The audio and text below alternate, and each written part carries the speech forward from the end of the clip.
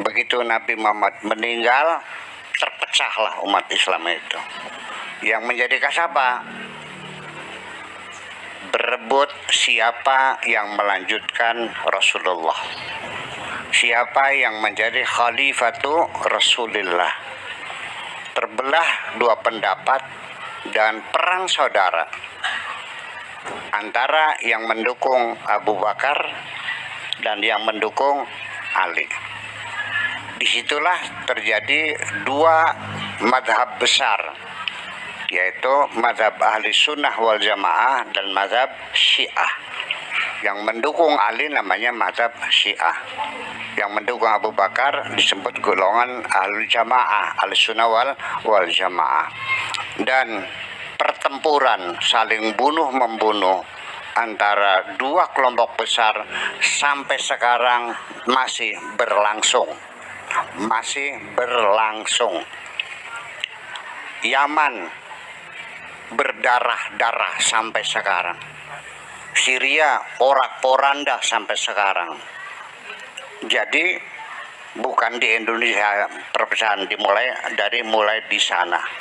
Dan ini ditengarai perpecahan ini intinya adalah kasusnya masalah politik. Ya kan begitu. Nah, lalu dari Syiahnya juga terbelah lagi menjadi ada 12 madhab. Ahli sunnah wal jamaahnya banyak sekali madhab-madhab. Kok begitu ya? Ya seperti itu. Artinya bahwa Tuhannya satu, Al-Qurannya satu, Nabinya satu. Tetapi ingat, Nabi Muhammad satu, tapi dalam pikiran kita berbeda-beda. Al-Qurannya satu, tapi dalam pikiran kita berbeda-beda.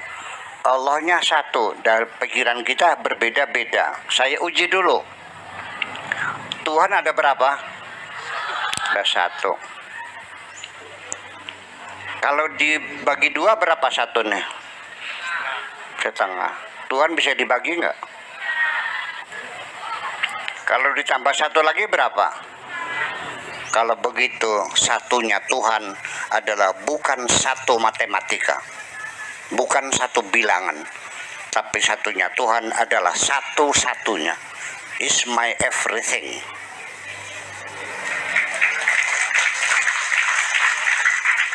Maknanya satu, artinya hidupku hanya untuk Allah, matiku hanya untuk Allah, ibadahku hanya untuk Allah, harapanku hanya kepada Allah, aku hanya takut kepada Allah, aku hanya meminta kepada Allah, aku hanya seterusnya, dan tidak akan selesai hari ini. Itulah mananya is my everything. Itu esa gitu. Bedakan selama ini dalam pikiranmu Tuhan itu satu gitu. Kalau satu kan bisa dibagi dua, dibagi semiliar bisa enggak? Kok bisa? Bisa dibagi berapa saja itu. Dibagi 1 triliun pangkat 1 triliun bisa enggak? Ya bisa. Nah itulah persoalannya. Nabinya satu. Ada yang meniru Nabi tapi nggak paham, tidak menjangkau otaknya. Yang sudah ketahuan selingkuh sama perempuan lain, ketangguhan, boro-boro minta maaf sama istrinya, boro-boro bertobat. Bilangnya apa? Sunnah Rasul. Betul nggak? Ini nasib perempuan ini buruk sekali. Kalau perempuan selingkuh, disate bu, atau dipecel. Tapi kalau laki-laki selingkuh, bilangnya apa?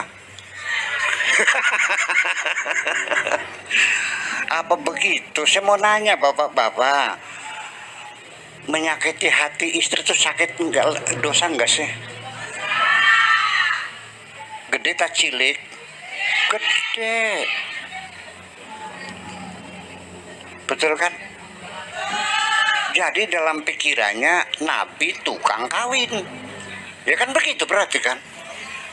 Tolong jauhkan pikiran-pikiran yang negatif kepada Nabi semacam itu. Dia terlalu mulia kok. kita tuduh yang macam-macam itu.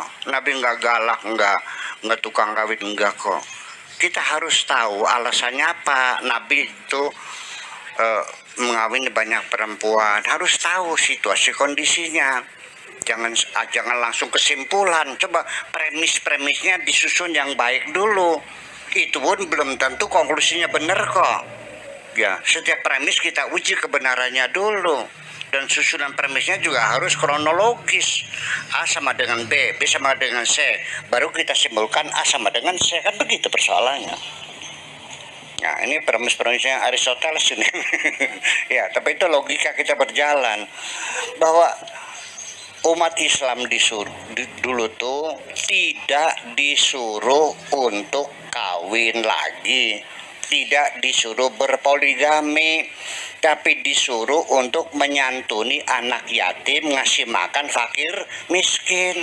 Itu makanya ayat itu bunyinya wa in khiftum alla tuqsitu fil yatama, kalau kamu khawatir anak yatim terlantar, kan gitu, maka silakan fangkihu matobalakum minan nisa'i masna wa thulatha wa ruba'a.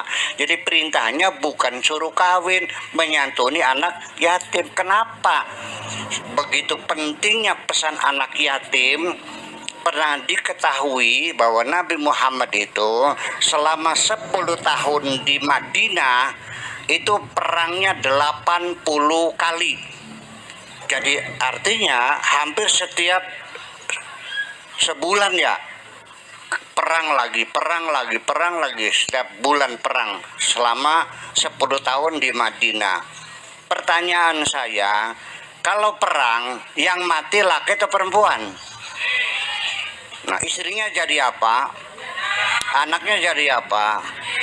Terlalu banyak anak yatim dan janda. Ini masalah problema sosial yang luar biasa, bisa bubar negara nih. Ya, apapun yang terjadi, sekalipun kediktatoran, sekalipun korupsi, sekalipun supremasi hukum tidak ditegakkan, itu semua bisa diatasi. Tapi ketika rakyat itu lapar, tumbang semuanya. Betul? Nah, ini kasihan anak-anak yatim. Jadi makanya untuk mengatasi supaya anak yatim tidak terlantar, kondisi sosial pada waktu itu belum ada negara, belum ada Kementerian Sosial, belum ada yayasan yatim piatu. Jadi cara yang paling efektif ya dikawinilah janda-janda yang punya anak banyak itu. Betul nggak? Nah, kalau Pak Afkar kawin lagi janda, anaknya 8. Kawin lagi janda, anaknya 7. Kawin lagi janda, anaknya 6. Hebat nggak, Bu? Iya, disekolahkan semua, jadi dokter semua. Wah, bukan main. Ya itu, ternyata kawin lagi perawan lagi. Ya itu namanya bukan sunnah rasul, sunnah nafsu namanya. Paham? Itulah sebabnya. Nah, kita kembali. Artinya Qurannya satu, dalam pikiran kita bermacam-macam. Allah satu, dalam pikiran kita bermacam-macam. Nabinya satu, bermacam-macam. Kenapa demikian? Itu secara kodrati bahwa pluralitas itu tidak bisa dihindari, harus kita terima sebagai realita kehidupan. Kemajmukan adalah kodrati, pasti ada kemajmukan, tidak mungkin. Allah sengaja membuat majmuk manusia ini supaya kita lebih nyaman. Anak-anak sekalian, pengen lihat kebun binatang nggak? Di Ragunan. Berapa karsisnya? 30.000. Berapa? 15.000. Nah, mobilnya dari sini ke Ragunan berapa? 500.000. Ternyata begitu masuk, ninjurannya isinya ketek kabeh. Jengkel nggak? Bisanya kita senang karena ada ketek, ada kunyuk, ada cemera. Iya, dunia juga dibikin majmuk supaya rame. Kenapa kita tidak mau majmuk? Jadi pengennya kira hidungnya sama, semua pesek, semua gitu ya, nggak bisa dong. Allah membuat itu wa min ayatihi ikhtilafu alwanikum wa alsinatikum. Di antara tanda-tanda kebesaran Tuhan adalah bahasa kamu berbeda-beda, warna kulit kamu berbeda-beda, sengaja dibikin beda-beda. Agama juga beda-beda, dalam agama juga mazhabnya berbeda-beda. Nanti dalam mazhab ada kino-kino yang berbeda-beda, ada aliran dan seterusnya. Itu bukan hanya di agama Islam, di agama lain juga sama, dan di mana-mana ada. Itulah bahwa pluralitas itu adalah suatu realita yang tidak bisa dihindari. Makanya sudah kita terima. Ada Buddha, ada Hindu, ada Katolik, ada Protestan, ada Islam, ada Abangan, ada Wiwitan, ya kan? Ada kepercayaan. Itulah realita seperti itu. Untuk apa? Untuk berlomba berbuat kebaikan, bukan bermusuhan. Kita hormati semuanya itu, jangan ada permusuhan, jangan ada klaim-klaim aku yang paling benar. Itu berbahaya sekali. Kita hormati saja semuanya itu. Nah, saya akan menjelaskan balik kenapa kok pluralitas selalu terjadi di mana-mana. Artinya cara kita melihat, cara kita memandang berbeda-beda satu dengan yang lain. Sebabnya ada dua, anak-anak sekalian, yang menyebabkan kita selalu berbeda dalam beragama, dalam menjalankan hobi, kesenangan, berpikir dan sebagainya berbeda-beda karena ada dua hal. Pertama yang disebut dengan relativitas terhadap materi kajian kita, dan kedua adalah subjektivitas yang melekat pada diri kita sendiri. Maka kita melihat apa saja pasti berbeda. Setuju? Andaikan ada cewek nih lewat di sini, yang lihat kita berapa nih? Berapa orang di sini? 1, 2, 3, 4, 5, ya 6, 7, 10. Ini ada orang lewat perempuan di situ, yang lihat 10. Coba saya uji satu persatu. Bagaimana Pak? Menurut Bapak? Ya sedang lah. Yang satu, ya lumayan tenimbang di sepak ninjaran mah. Yang satu bilang jelek. Yang satu sayang, jalannya agak pincang. Iya deh, ini sayang, hidungnya pesek. Ini lagi cantik sekali. Nah, saya bilang itu mah jelek sekali. Udah, kita bagi tiga kelompok aja. Jelek sekali, cantik sekali, sedang. Udah itu aja. Yang ekstrem kanan, ekstrem kiri, dan moderat di tengah.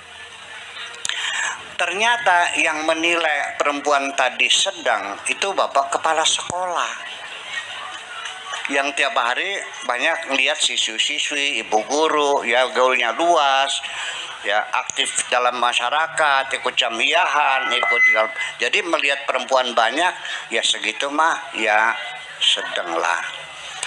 Pak Afkar ini hidupnya lama di Uganda, di Afrika Tengah ya. Iya, lihat cewek, waduh cantik banget. Kenapa cantik banget? Karena dia membandingkan dengan perempuan lain yang pernah dia lihat. Betul nggak? Saya mengatakan jelek sekali karena saya lama di Inggris, lama di Perancis. Ya segitu mah jelek. Jadi dari mana penilaian kita berbeda? Subjektivitas kita ini yang menentukan kita tidak mungkin akan sama melihat, betul? Nah,